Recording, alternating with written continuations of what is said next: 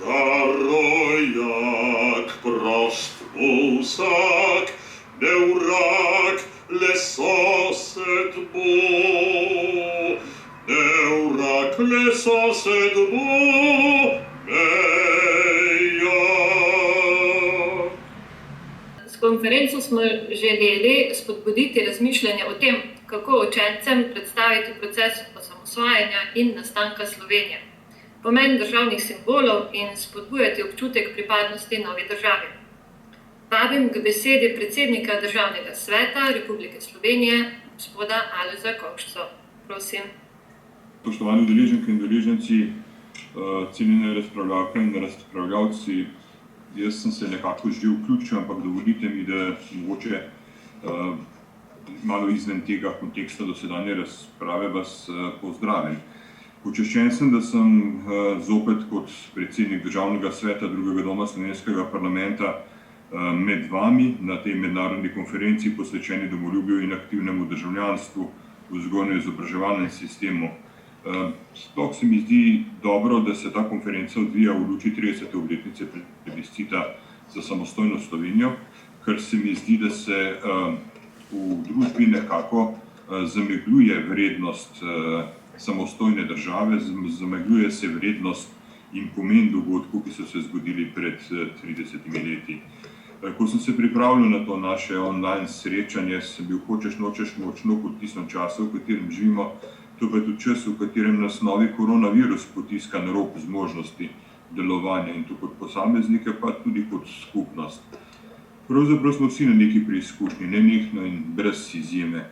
Čeprav se v javnosti bolj izpostavlja medicinsko osebje in naše ranljive starostnike, je prav, da temi, kot je vpliv epidemije na vzgojno-izobraževalni proces, zlasti na otroke in mladostnike, tudi ob tej priložnosti namenimo posebno pozornost. Zakaj? Zaradi tega, ker gre za vprašanje, ki na nek način ogroža tudi samostojnost naše države, Republike Slovenije. Mogoče kaj več o tem v nadaljevanju. Kakšne pa so pasti izobraževalnega procesa nadaljavo, kako to obdobje samoizolacije doživljajo naši otroci, kako se zahtevnimi kurikulumov borite vzgojitelji in učitelji, to so vprašanja, ki nas vznemirjajo in ki nas puščajo pravzaprav v mnogih dilemah, v trenutkih, ko bi moral biti naš šolski sistem poln rešitev in pokat od zdravja. Znova se je pokazalo, da v teoriji se da marsikaj, medtem ko v praksi je problemov veliko več. In čeprav ostaja vrsta dilem glede samega izobraževalnega procesa nadaljavo, je pa področje vzgoje, ki je še bolj pomembno, priromalo na precej spolzek teren.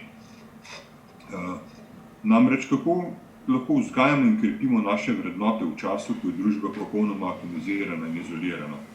Kako naj kot država krepimo svojo identiteto, skupne vrednote in ljubezen do domovine v času strahu, nezaupanja, skrbi, jeze, žalosti?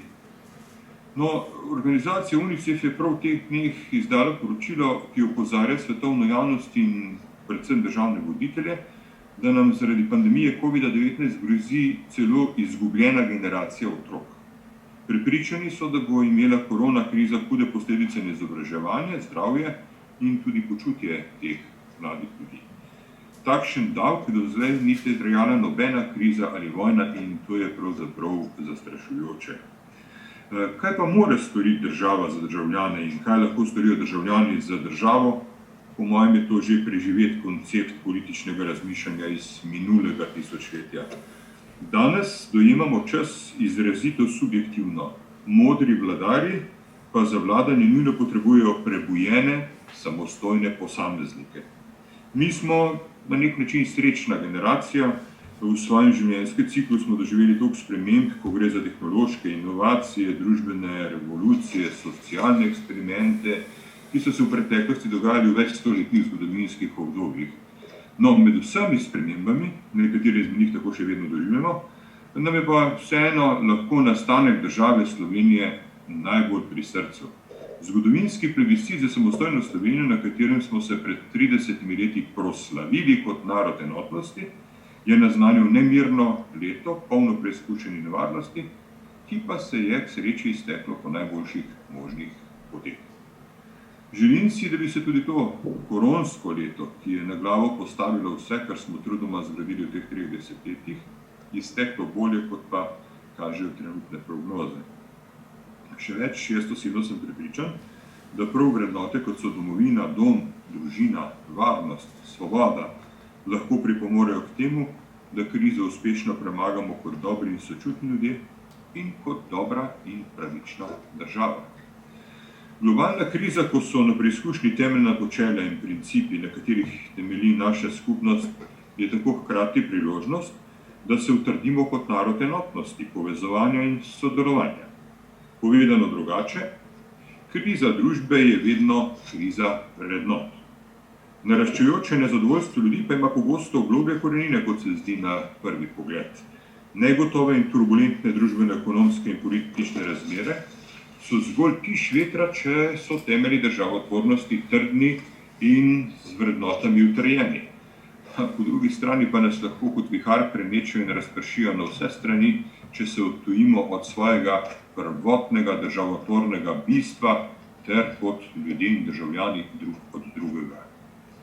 Dokažimo torej skupaj, da smo in ostajamo demokratična in na znanju temelječa družba, ki kljub črnim oblakom na obzorju verjame v svetlo prihodnost ter zaupa lastnim svojim mladim rodovom, da bodo našli prave in trajne rešitve.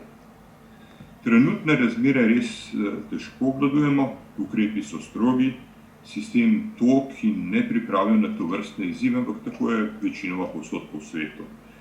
Digitalizirana izolacija, v katero smo bolj ali manj prisiljeni, nam daje iluzijo neke svobode, družabnosti, harmoničnih, celo sproščenih odnosov. Pa vendar nam edino živi stik lahko nudi duševno zdravje in harmonijo v družini, sosedski, delovnem kolektivu in družbi nasploh. Ne smemo se zato sprijazniti z mislijo, da se bodo zadeve uredile same po sebi. Ne smemo se osredotočiti na iskanje krivcev za nastalo situacijo, temveč moramo iskati pot za izhod iz krize kot država, politika, družba, skupnost in tudi kot družina in posameznik.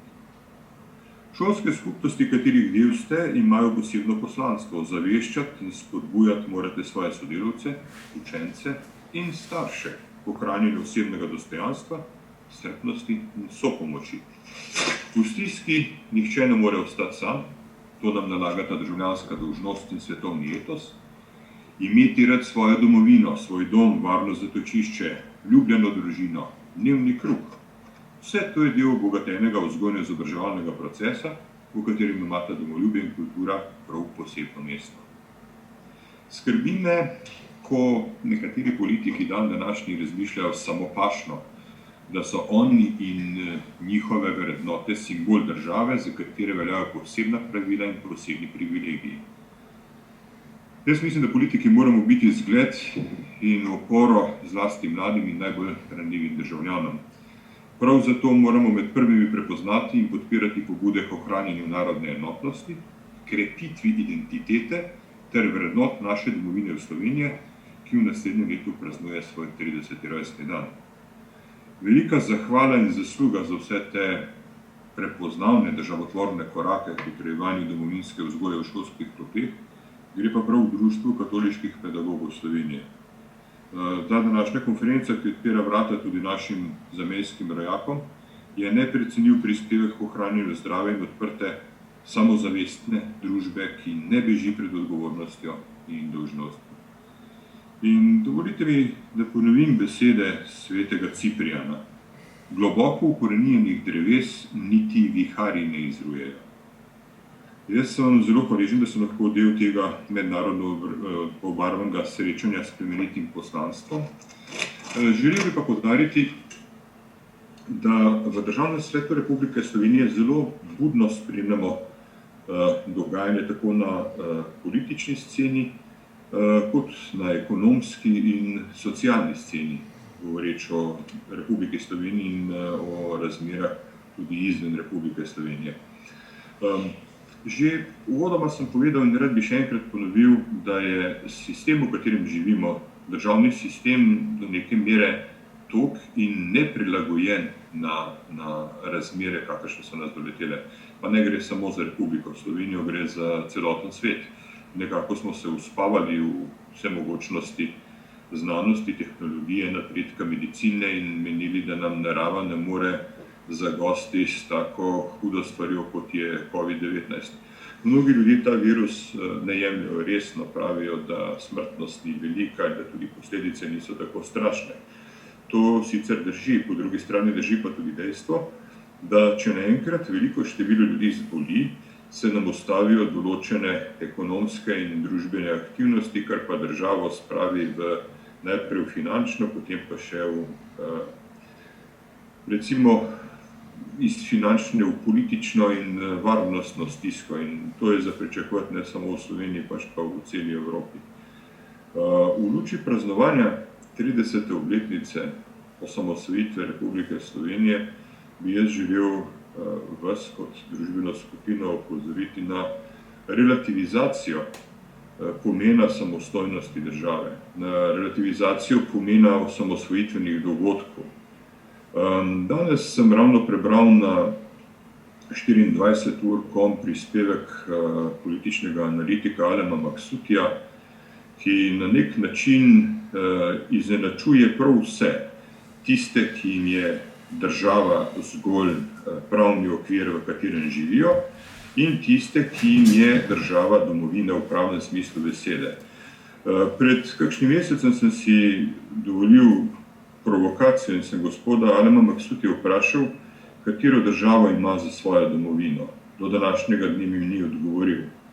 Ne gre za nacionalizem, rasizem ali karkoli z moje strani, gre za to, da Slovenci moramo zelo resno razumeti razliko med tem, kaj pomeni imeti svojo državo in kaj pomeni imeti državo, ki jo imamo za domovino. Vzgoja oziroma državljanska vzgoja je po mojem mnenju vzgoja ljudi v poštene, delovne, zakon spoštujoče državljane. Če ji pa umanjka domovinska vzgoja, pa ti ljudje do svoje države nimajo tistega najglobljega občutka pripadnosti in ni prazna beseda mati domovina. Slovenija je lahko dom vsakomur. Kdorkoli pride, spoštuje našo ustavo, spoštuje našo kulturo, spoštuje nas, najde lahko v Sloveniji svoj dom. Vprašanje pa je, koliko ljudi se lahko s Slovenijo tako poistoveti, da jo ima za svojo domovino.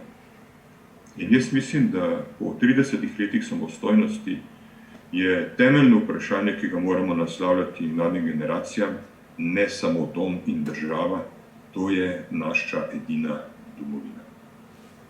Toliko. Hvala lepa za vašo pozornost. Hvala lepa, gospod predsednik.